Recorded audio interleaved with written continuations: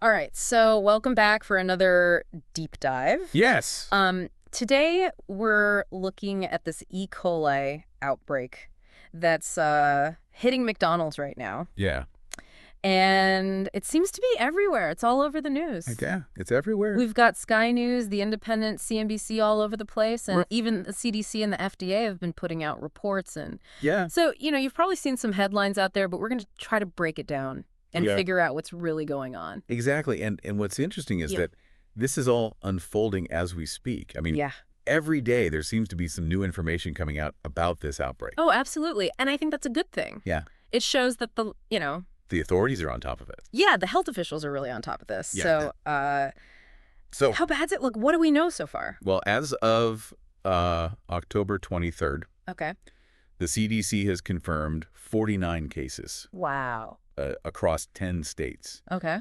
And Colorado seems to be the hardest hit. Sadly, there's been one confirmed death there. Okay.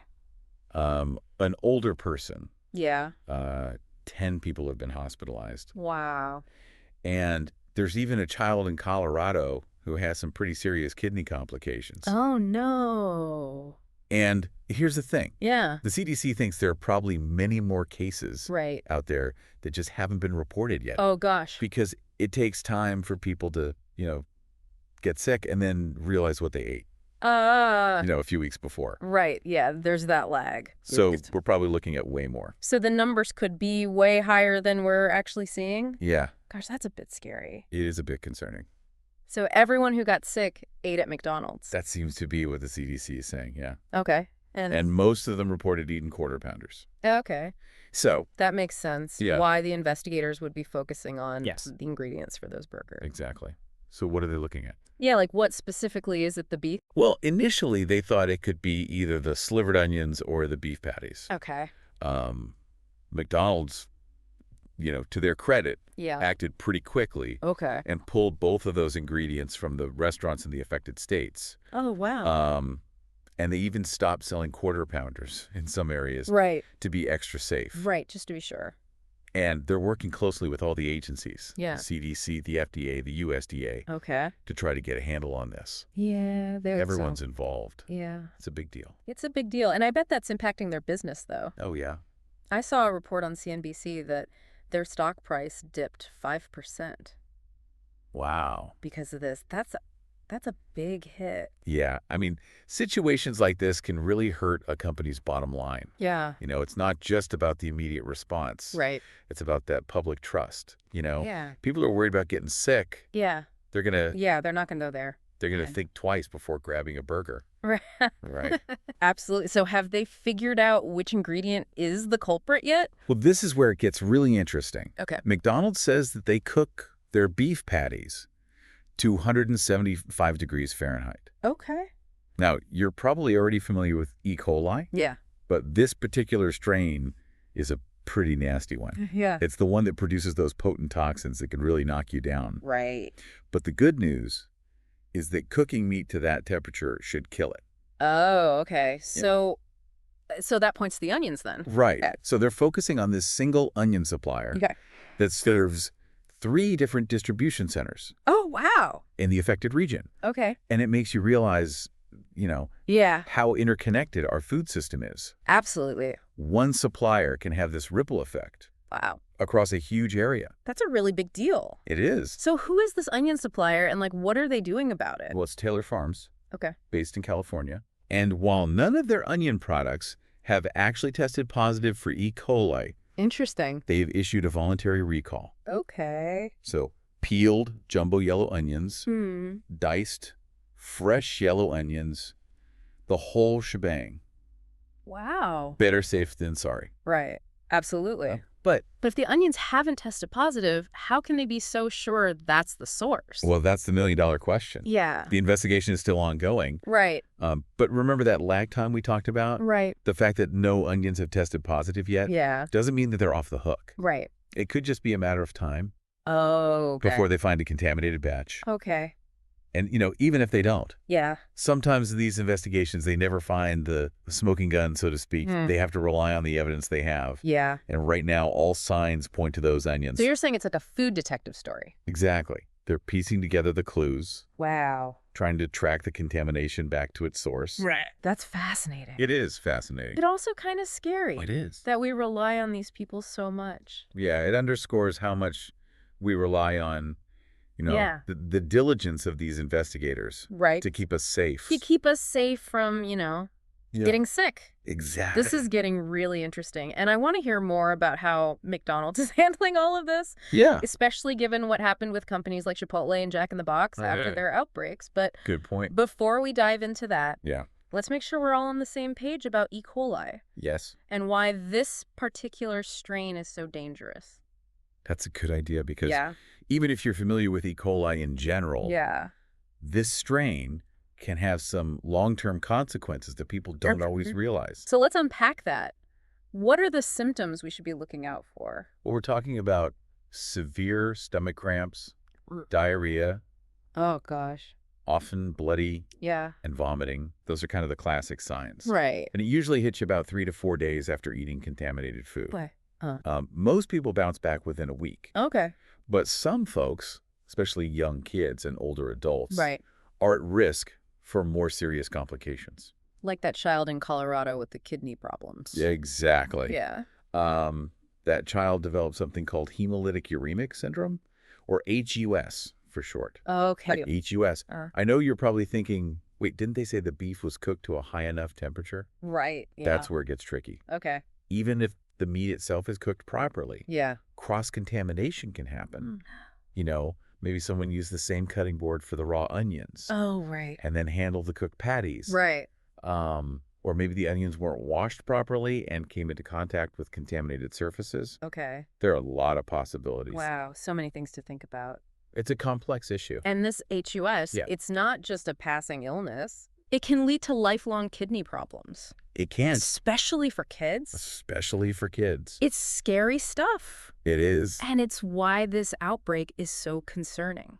Exactly. It really highlights the importance of food safety. Yeah. At every step of the process. At every step. From farm to table. Absolutely. So what does all this mean for you?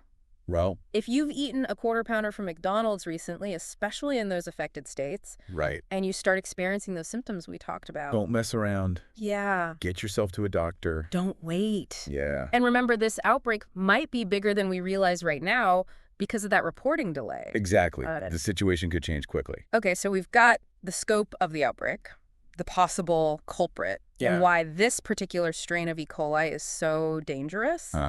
Next, I want to dig into how McDonald's is responding to this whole thing, especially considering the long-term impacts we've seen from past outbreaks like the ones at Chipotle and Jack in the Box. That's a great place to go next. Yeah. Because McDonald's reaction in these early stages is going to be crucial for how they weather this storm. Let's get into it, then. Stick with us. All right. Sounds good. This whole thing with McDonald's is giving me some serious flashbacks to those E. coli outbreaks at Chipotle and Jack in the Box. Oh, yeah. Remember those? Oh, yeah. Those were a big deal. Especially that Jack in the Box. Especially Jack in the Box, yeah. That was back in 93. 93. Yeah. Yeah, I mean. It felt like. Everyone was talking about it. It was huge. Huge. Over 700 people got sick. Wow. And tragically, 4 kids died. Oh, gosh. It was a real wake-up call for the fast food industry. Yeah. And it had a massive impact on Jack in the Box. Right. Their sales just plummeted for months. Wow. They faced tons of lawsuits, and it took them years to rebuild their reputation. That makes this McDonald's situation seem even more serious. It does. I mean, we're talking a company with a global presence here. The potential fallout could be enormous. Absolutely. And that's probably why McDonald's is taking such a proactive approach. Okay. They're not just cooperating with the investigation. Right. They're going above and beyond to show that they're taking this seriously. So pulling the onions and the beef, even though they haven't found E. coli in either ingredient yet, that's part of that proactive strategy. Exactly. It's about damage control. Right. But it's also about showing that they're putting safety first. Okay. They're willing to take a financial hit. Yeah. To protect their customers and their brand. Okay. That's a smart move. Yeah. Especially given what happened to Chipotle in 2015. Speaking of Chipotle. Yeah. What happened with them? Was it as bad as the Jack in the Box outbreak? It wasn't as deadly, thankfully. Okay. But it was still a major blow. Okay. Over 600 people got sick across 14 states. Oh, wow. And it wasn't just E. coli. Oh? They also had issues with norovirus. Okay. Which is another nasty bug that can cause some severe stomach problems. Their sales took a nosedive. Wow. Their stock price plummeted, and it took them almost 2 years to recover. 2 years. Almost 2 years. So you're saying that even if McDonald's does everything right, they could still be facing a long road ahead? It's definitely a possibility. Wow, okay. The key for them is going to be transparency and communication. Okay. They need to keep people informed about what they're doing, right, what they're finding, and what steps they're taking to prevent this from happening again. Okay. Chipotle, even though they eventually bounced back, was criticized for being slow to respond. Oh. And not being transparent enough with the public. Okay, so transparency and communication are key. Yeah. What else can McDonald's learn from these past outbreaks? Well, another important lesson is the need to be proactive, not just reactive. Okay. You know, they need to look beyond just addressing this immediate outbreak. Right. And focus on long-term solutions. Like what kind of solutions are we talking about? Well, it could involve things like implementing stricter supplier vetting processes, investing in new technologies to improve food safety monitoring, right, or even revamping their training programs for employees. Okay. You know, they need to show that they're not just putting out fires, right, but that they're actively working to prevent them from starting in the first place. That makes sense, but I have to imagine all of these changes are going to be expensive. Oh, absolutely. I mean, we're talking about a huge company with thousands of restaurants. Yeah, it's going to cost them a lot of money. Yeah. But think about it this way. Okay. What's more expensive? Okay. Investing in preventative measures now, or dealing with the fallout of another outbreak down the road? Good point. It's like the old saying, an ounce of prevention is worth a pound of cure. Exactly. And for a company like McDonald's, with their reputation and brand image at stake, right, that ounce of prevention is worth its weight in gold. Okay, so we've talked about transparency, communication, and being proactive. What else is important for McDonald's as they navigate this crisis? Well, they need to be prepared for the long haul. Okay. Rebuilding trust takes time. Yeah. They need to be consistent in their efforts to demonstrate their commitment to food safety. Okay. It's not just about making a grand gesture now. Right. It's about showing up every day and doing the right thing. And that's going to be a challenge, right? It is. Keeping that momentum going. It is. Especially when there's so much pressure to get back to business as usual. You're absolutely right. It's going to require a sustained effort. Yeah. Not just from the corporate level, but from everyone involved in the company. Right. From the suppliers, to the restaurant managers, to the employees on the front lines. Wow. It's a team effort. Okay. Yeah. This is all really insightful, but I want to circle back to something you mentioned earlier. Okay. You said that McDonald's needs to be transparent and communicate effectively. Right. What does that look like in practice? Well, for starters, they need to be open and honest about what happened, what they're doing to address it, right, and what they're learning from the investigation. Okay. They need to share information in a way that's clear, concise, and easy for everyone to understand. Okay. No jargon, no technical terms, just straight talk. So no corporate doublespeak. Exactly. Okay. They need to be relatable and human. Okay. You know, they need to acknowledge their fear and concern that people are feeling. Yeah. And demonstrate empathy. Right. They need to show that they're listening to their customers. Right. And that they care about their well-being. So it's not just about putting out press releases and making statements. No. It's about engaging with people on a human level. Absolutely. It's about building trust and showing that they're committed to doing the right thing. Okay. Not just for their bottom line. Right. But for the health and safety of their customers. That makes a lot of sense. Yeah. And it's a good reminder that companies, even big ones like McDonald's, are made up of people. People make mistakes, and sometimes those mistakes have serious consequences. Absolutely. But how a company responds to those mistakes can make all the difference. I couldn't agree more. This is a defining moment for McDonald's. Yeah. They have an opportunity to show the world what kind of company they are. Okay. Will they prioritize profits over people, or will they step up and do the right thing? It'll be interesting to see how this unfolds. So It will. We've talked about McDonald's response, the lessons they can learn from past outbreaks, and the importance of transparency and communication. But before we wrap up this part of our deep dive, I want to touch on another important aspect of this story, the financial implications for McDonald's. That's a crucial piece of the puzzle. Yeah. This outbreak isn't just a public health issue. Right. It's a business challenge with potentially significant financial consequences. So what are we talking about here? What kind of financial hit could McDonald's be facing? Well, there's the immediate loss of revenue from pulling those Quarter Pounders off the menu. Right. That's a big seller for them. Huge, yeah. So even a temporary halt in sales will add up. Yeah, and they've also had to recall those onions. Right. That's a huge expense, right? Absolutely. Yeah. I mean, they're probably looking at millions of dollars in losses. Wow. Just from those two things. Just from those two things. And then there are the costs associated with the investigation itself. Well, they're cooperating with multiple government agencies, yeah, conducting their own internal reviews and implementing new safety measures. All of that adds up. And we haven't even talked about the potential legal ramifications. Oh, yeah. Remember those past outbreaks at Chipotle and Jack in the Box? Right. Resulted in tons of lawsuits. Tons. Could McDonald's be facing a similar legal nightmare? It's definitely a possibility. Wow. We're already seeing reports of people who got sick filing lawsuits against McDonald's. Gosh. And if this outbreak turns out to be bigger than we initially thought, we could see a wave of class action lawsuits. Wow. Those legal fees could be astronomical. They could. And that doesn't even account for the potential damage to their reputation. Right. That's the intangible cost. Yeah. It's hard to quantify, but can be even more devastating in the long run. So it sounds like McDonald's is facing a financial perfect storm. It does a bit. They're losing money from lost sales and recalls. Yeah. They're racking up expenses from the investigation and legal fees. Right. And their reputation is taking a hit. Yeah.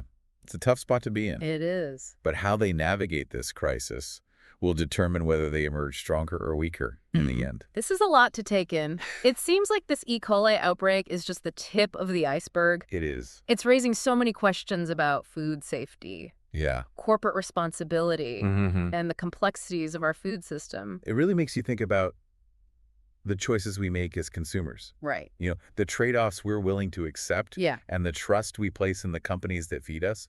I'm curious to hear your thoughts on this. How has this outbreak changed your view of fast food? Right. What are you looking for in a restaurant in terms of food safety and transparency? Wow. We'll dive into these questions and more in the next part of our deep dive. Stay tuned.